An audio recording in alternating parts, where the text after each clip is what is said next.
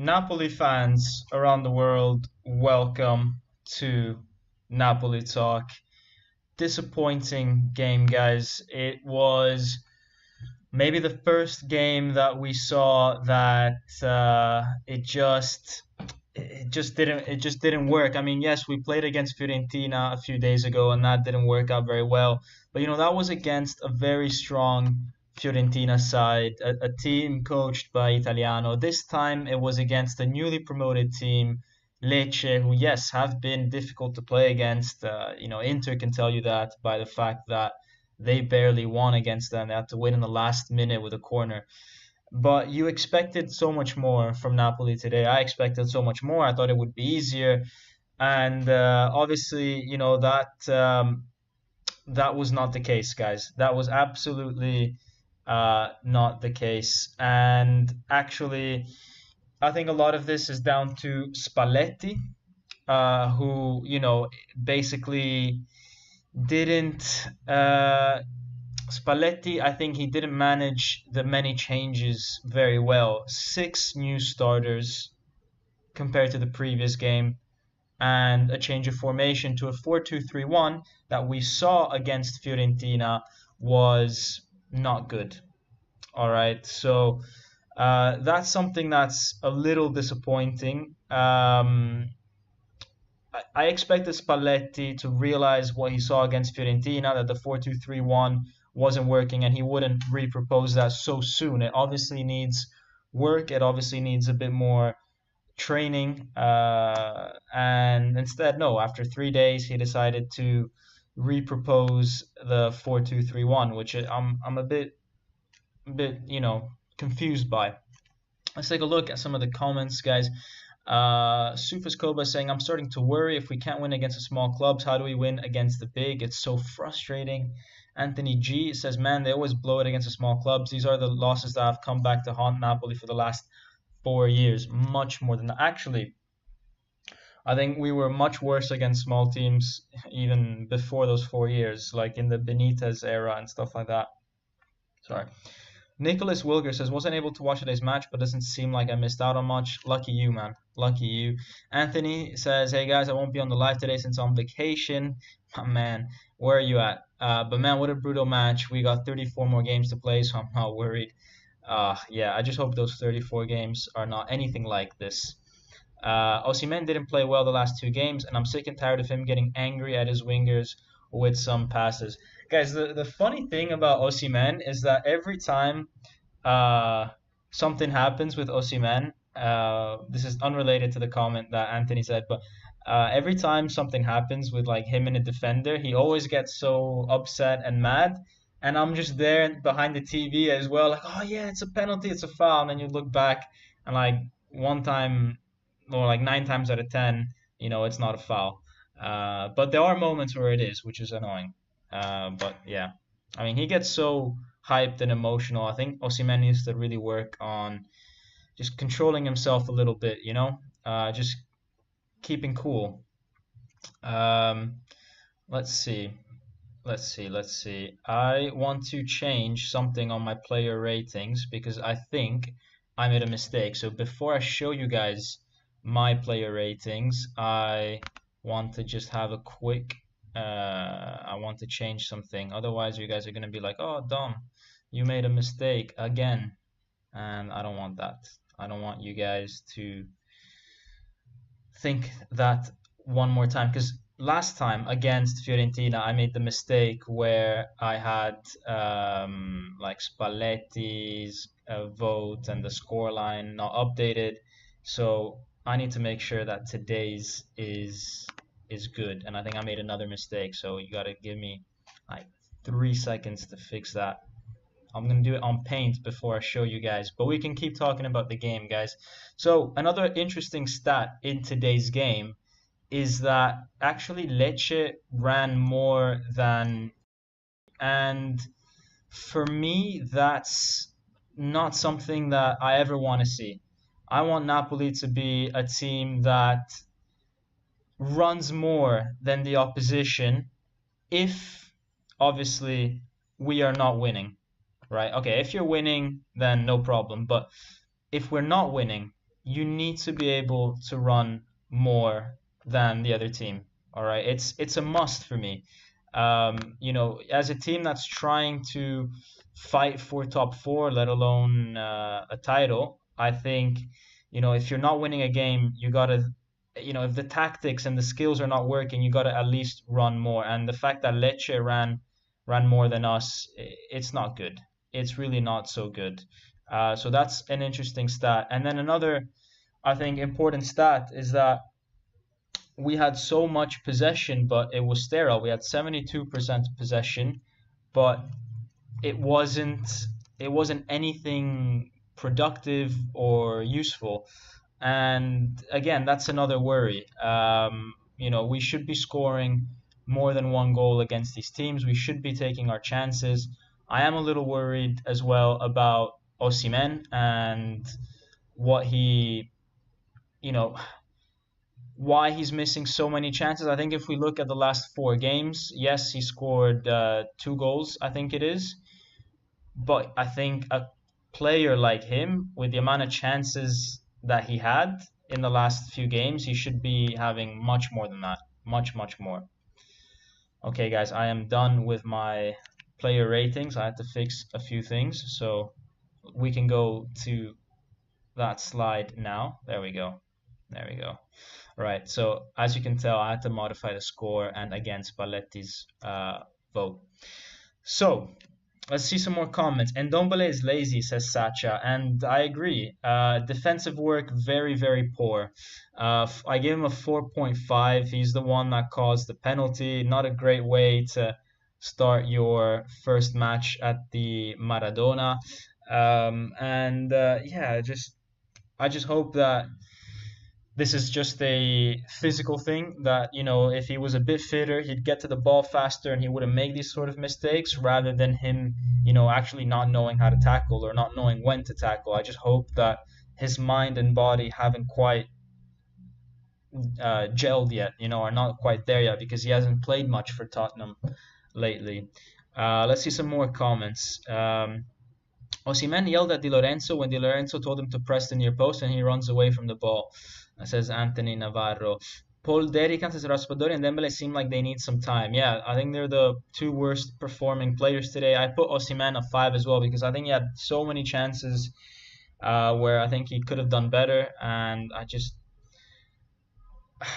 this past month we've been talking about Ronaldo, or we've not been talking about it on this channel, but there's been talks about Ronaldo coming to Napoli, and you just think that Ronaldo, a player like him, wouldn't miss so much. He'd be much more clinical, and I think Napoli need to do more for Osimhen, but Osimhen also needs to take the chances that he has, all the headers, all like he needs to be an animal inside that box, and yeah, I don't know. I feel like this year he still needs some time to find his feet. He's not quite there yet. Matthias B finds I'm furious with Spalletti. What was his tactics today? Win first, then put in your B team. He needs the mentality that every game is important. Yeah, he totally gave the wrong message today, giving the 6 subs a go. And it's not even about the players. It's also about the formation that we did. As I said before, it wasn't working well against Fiorentina, and it didn't work well today. And he immediately changed to a 4-3-3 in the second half, and we were much better in the second half. And I think we need to start focusing on keeping that as our base formation, the 4-3-3. Yes, that means Raspadori is sacrificed, but we can't think about individual players over the team. Even though I'm sure De Laurentiis would like Raspadori to be the next star, but it doesn't work right now, that 4-2-3-1. Even Politano missing a layup that he usually makes, says Maximus. Is there something about Napoli playing at home while they changes for Spalletti? I actually thought Politano was quite good today. Assist to Elmas, obviously it was a lucky assist, so I'm not really going to count it too much in his favor. But I thought he was really dangerous in the second half. Really, really dangerous with a few good crosses, a few good shots, and I think he was super unlucky not to score. And what I like about Politano is that he creates chances for himself. So on Twitter, this week, some stats comparing him to Osimhen came up, and one of the stats, for example, is that Osimhen has better goal scoring chances than Politano. Well, it's like, yes, of course, because people put Osimhen in front of goal to score. That's the play that we have with sorry, than Lozano, not Osimhen. He has better. They compared Lozano with Politano, and Lozano has better XG, so expected goals. And people are saying, "Oh, see, Lozano is more useful for us in attack." Well, it's like, I don't know. I feel like Lozano, people give him chances, whereas Politano, he makes them himself. He starts super wide, dribbles past three or four players, and then shoots or crosses. And I just find that more useful, to be honest. Um, so yeah, I don't know why there's a lot of hate for Politano, to be honest. I think okay, he might not be scoring a lot of these chances, but if you put any other player there, it wouldn't even be a chance. He'd just pass it back to Di Lorenzo or something. So at least he's trying. Maximus1318 says, I get why Tottenham fans wanted Dembele gone, but also see what he can do. Hopefully he puts it together. Yeah. There was a $5 donation from Mike. Thanks, Mike, for the donation.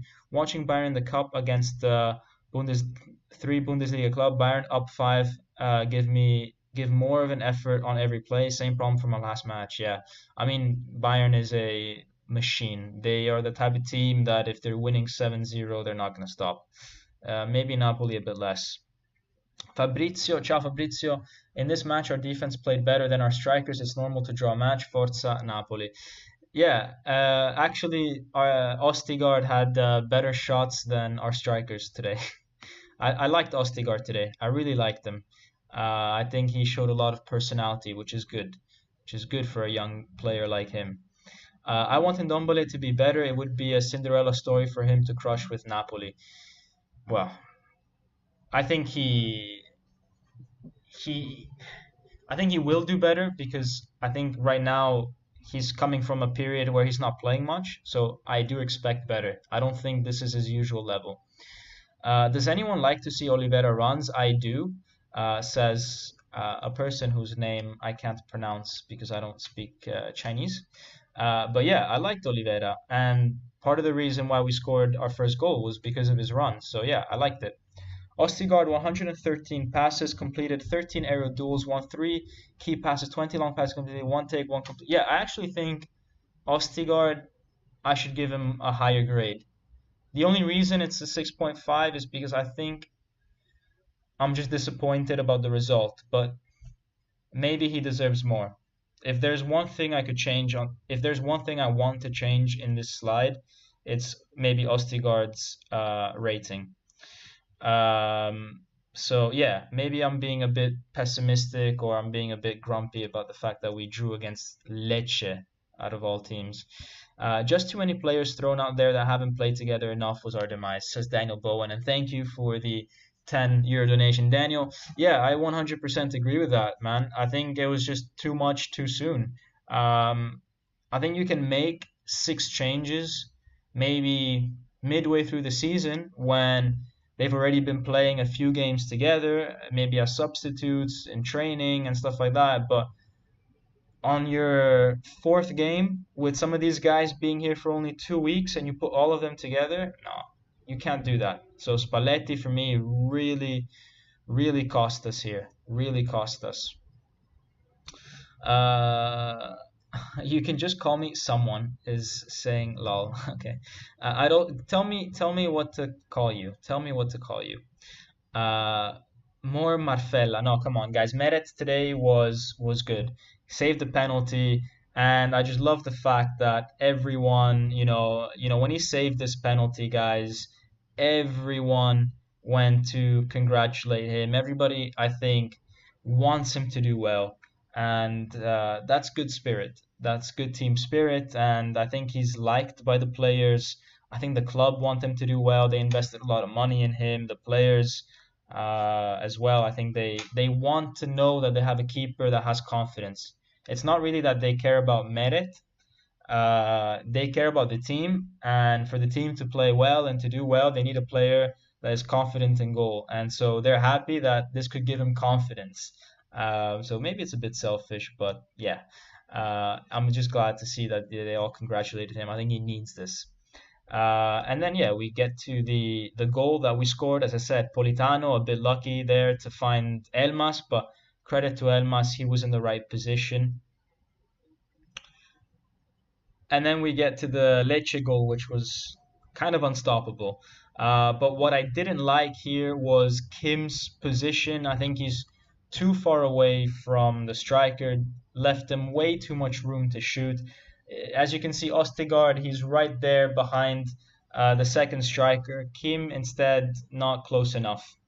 And yeah, unfortunately, that cost us, but these are those goals that this is the best goal this guy will ever score in his life. And unfortunately, and obviously, it had to be against Napoli. And then we get to, I think, a few fouls that the ref didn't call on us. And yeah, there was nothing that was in the box, or maybe one or two. I think actually there was one that was in the box that he should have called on Osimhen. This was another example, just outside the box. He gets tripped. And yeah, I just don't understand why these never get called for Napoli. It's really frustrating. Raspadori is not worth the money spent, says Raffaele Gagliardi.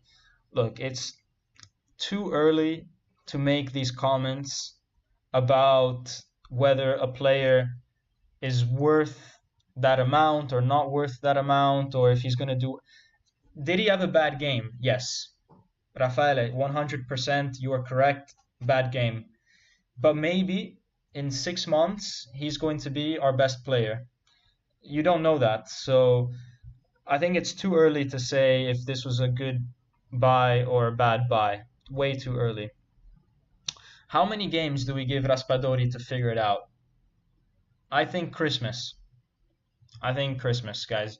The good aspect of this, and why I say Christmas, is that I think that we'll play a lot of 4-3-3 from now until Christmas.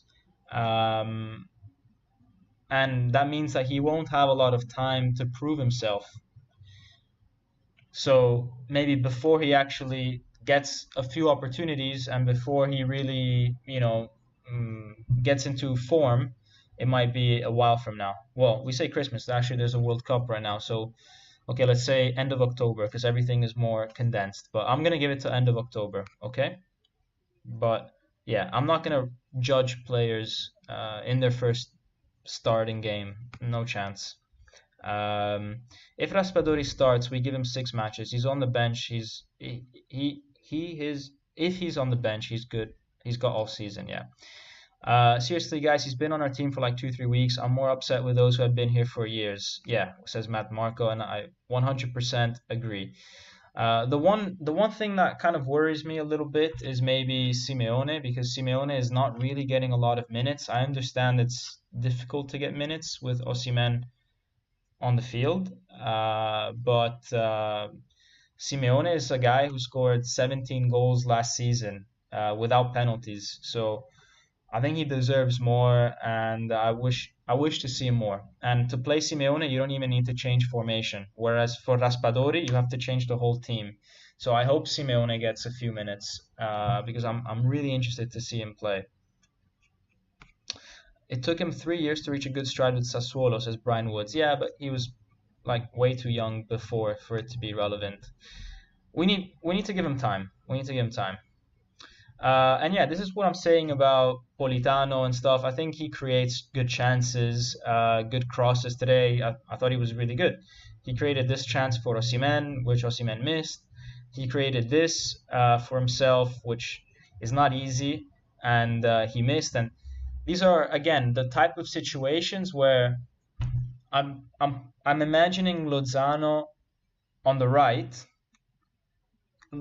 This would have never happened with Lozano. It would have never happened that he takes a shot like this, that he cuts inside and shoots, and these are difficult shots. So, yeah, when we take a look at statistics like, oh, Politano missed 5 more shots than Lozano does per 90 minutes, it's, well, yeah, I mean, Politano is creating chances for himself, more chances for himself, I think.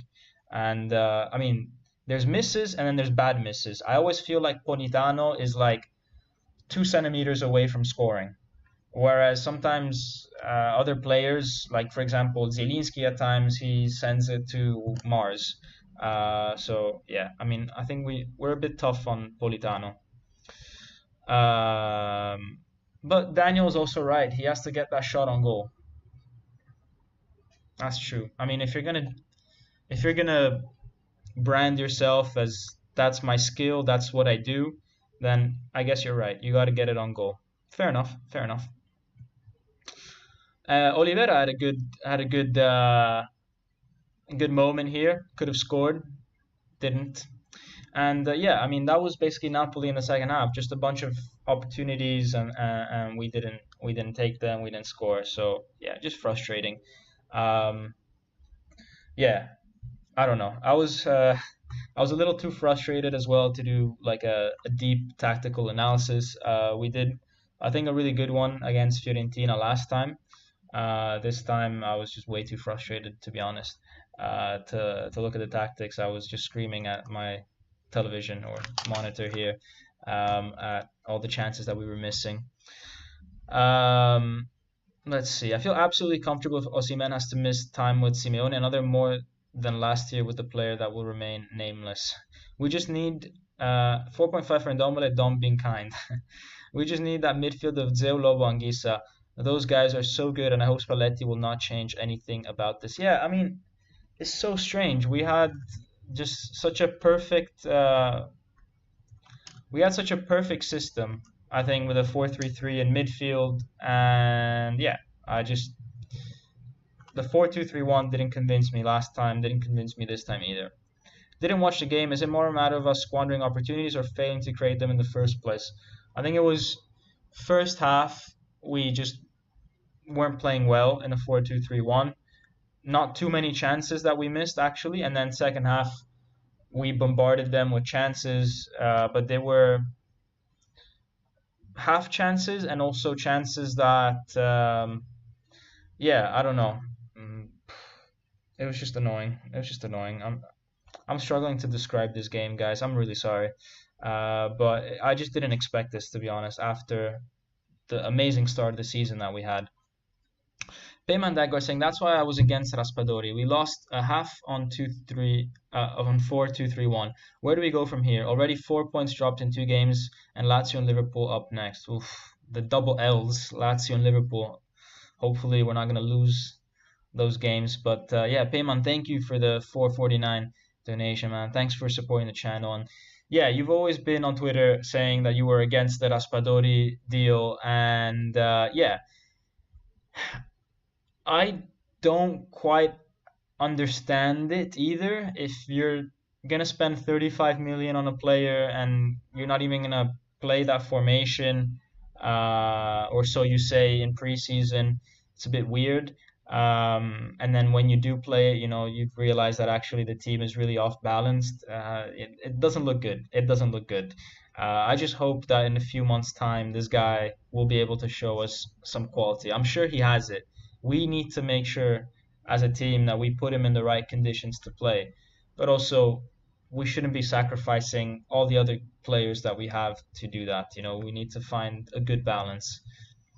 Today was probably a more accurate reflection of where we are at. Like Fiorentina, first few games we had momentum, but the team is a work in progress, says Tom Cowley.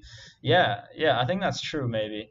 I think the first 2 games, there was, I guess, Monza is not a very good team. Verona, maybe they weren't as ready as us on the get-go of the first game, and I think they lost out a lot with the new manager and everything. And yeah, I think Fiorentina was our first major test, and that didn't go great. And then Lecce was the first test for our substitutes, let's say, and that didn't go great either. So, questions are definitely being asked. I think if we had put our starters, though, today we would have won. That's for sure. So I'm not worried about our starting 11. I'm worried maybe about the depth that we have and whether, I mean, we have the players, but it's whether those players can play well together. That's the big question. If Spalletti wants to change things up against lower teams, he just needs to go with a 4-4-2 and start Simeone, otherwise stick with 4-3-3. So another formation altogether, says SJ. Best Napoli Spalletti so far was last year with Fabian Ruiz in the center midfield role in a 4-3-3. It was a shame Spalletti never noticed that, says Javier Miguel. Yeah, and Fabian now is gone. So went to PSG today. Doesn't seem like Navas is coming from PSG. That flight came back to Naples without any other passenger in return, which is a bit of a shame. But yeah, PSG got Fabian. I think Fabian wanted to leave Napoli. I think there was a bit of maybe Napoli wanted to sell him before the contract expired for sure. But I think Fabian wanted to leave, and so it's correct that he went. Yeah, you can't force a player to stay. Throw in some likes, fella. 77 in here and only 41 thumbs up, says Anthony G. Yeah, guys, smash that like button, guys. Smash that like button. I understand though it's frustrating today. Let's see, guys. Let's see the table because this. Oh, let's see some of the stats. I gotta make sure to remember to not have this in Spanish, guys. From now on, I gotta go on like Google UK or something. But yeah, I mean, a lot of possession, 3 times the amount of passes, and a lot of precision, but only 1 goal. 19 shots, 1 goal. Not a very good shots on target ratio either. 19 to 7. 19 total shots and 7 on target. And yeah, it's just, Lecce also made it very difficult for us to build any play. Look at that, 20 fouls against us. That's a lot of interruptions. So yeah, this is the table, guys. Roma with Paulo Dybala in first place. Inter, who already lost the game, is in second place, which is extremely interesting. Out of the first 6 teams, 1 has lost a game and they're in second place. So it just goes to show that every other team in the top 6 is still struggling. Lazio 2 draws, Milan 2 draws, Juventus 2 draws, Napoli 2 draws. So teams are still finding their feet, and that's, I think, super interesting.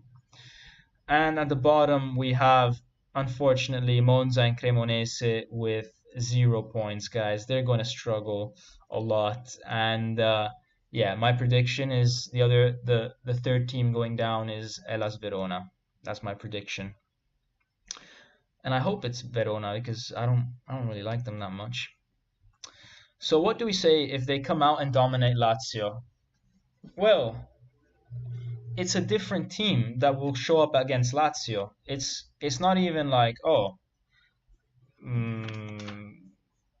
like you can't compare. It's like comparing apples and oranges. We had our B team today, and they played a certain way in a 4-2-3-1.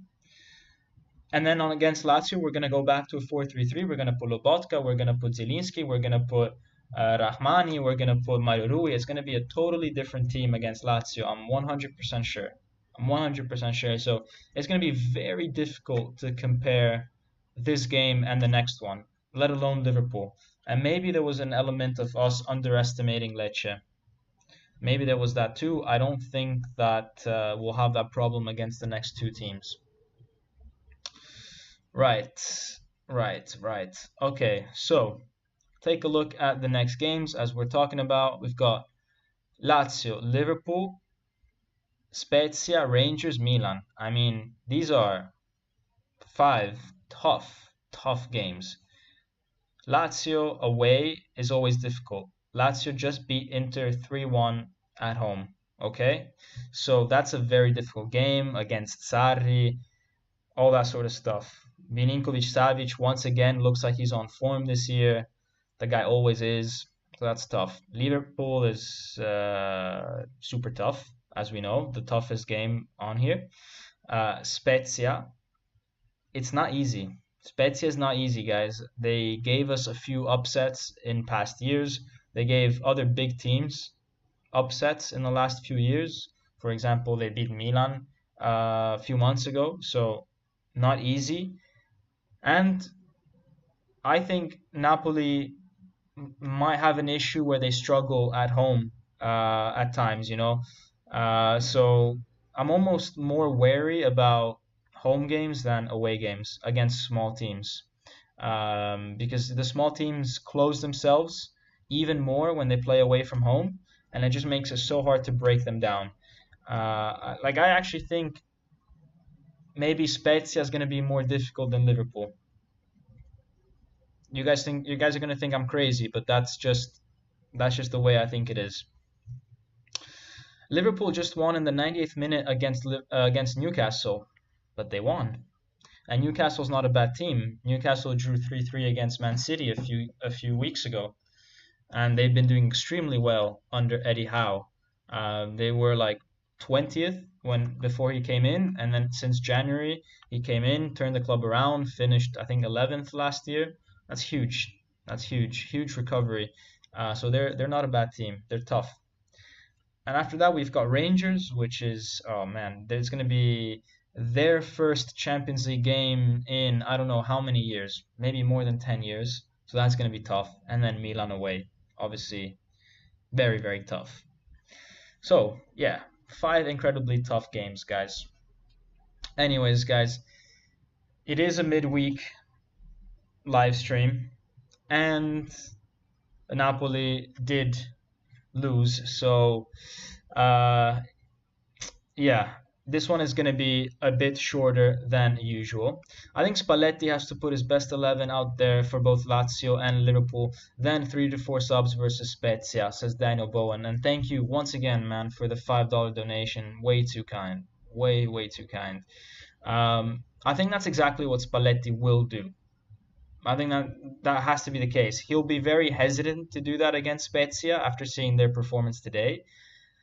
And I think that maybe if he makes those changes, he'll try to adapt them to a 4-3-3 and maybe put Raspadori either as a center forward and try him as a center forward or out wide on the right. Because otherwise there's no position for him in that 4-3-3. Tyson says, good evening, Dom.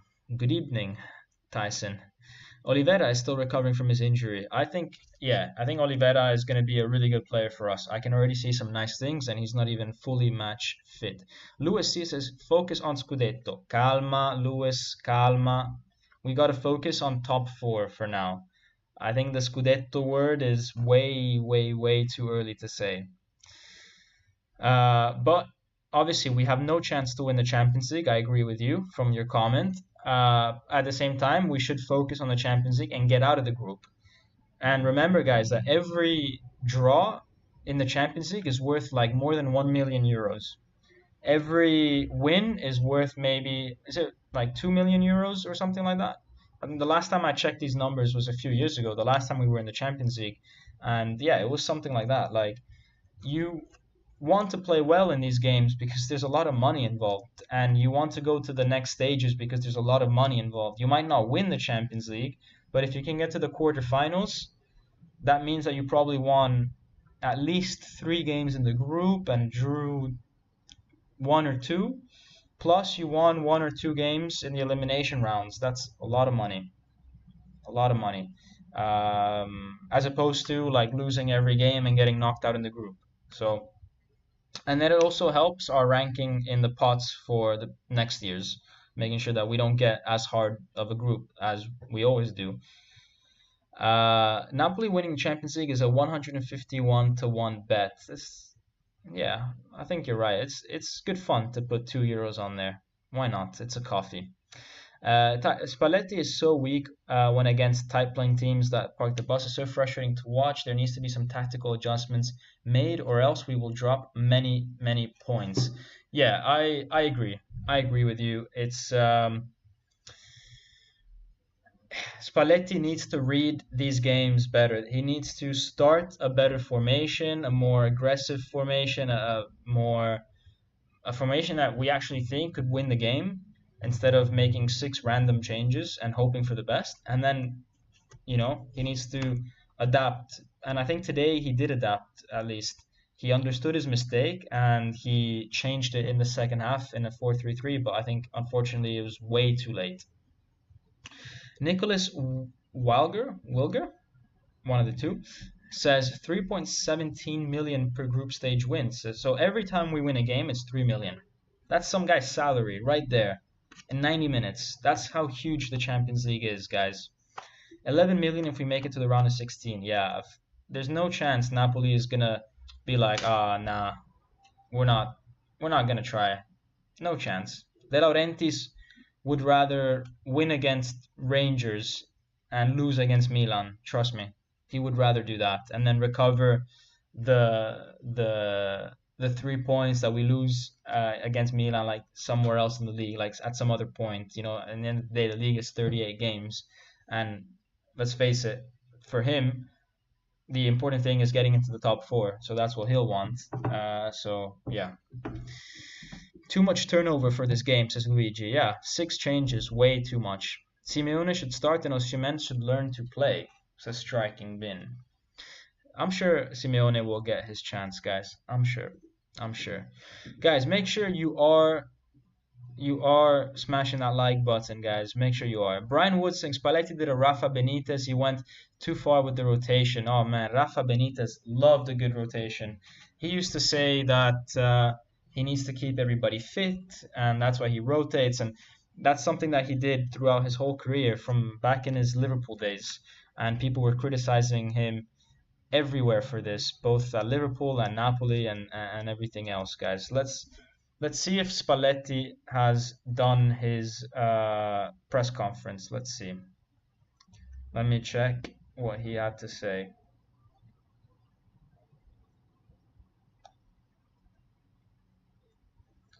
Let me check.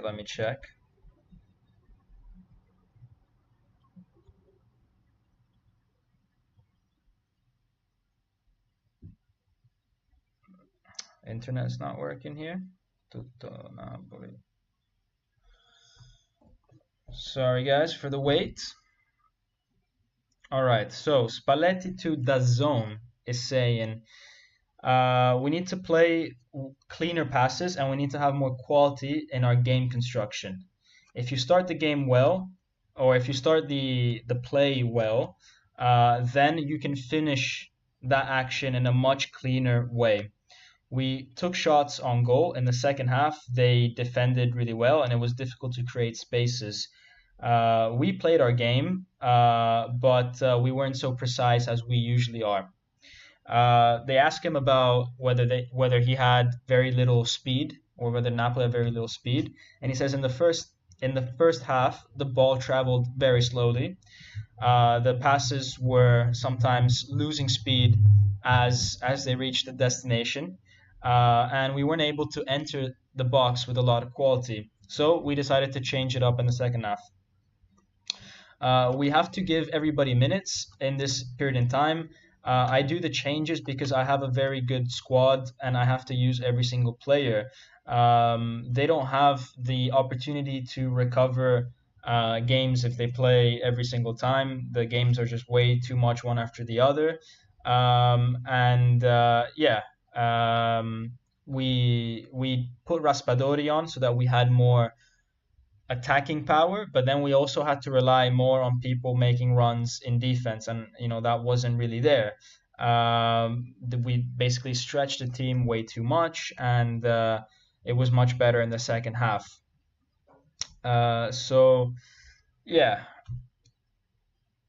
I mean, Spalletti is saying what we all saw. That basically he's saying that the new guys need to train together more, blah blah blah. I mean, guys, Raspadori, I think maybe deserved to play because he showed very good things against Fiorentina, but playing in Ndombele, he didn't play that well against Fiorentina. I think it was rushed, very very rushed. So I'm not a huge fan of that, and yeah, I think that cost us a lot. I don't know.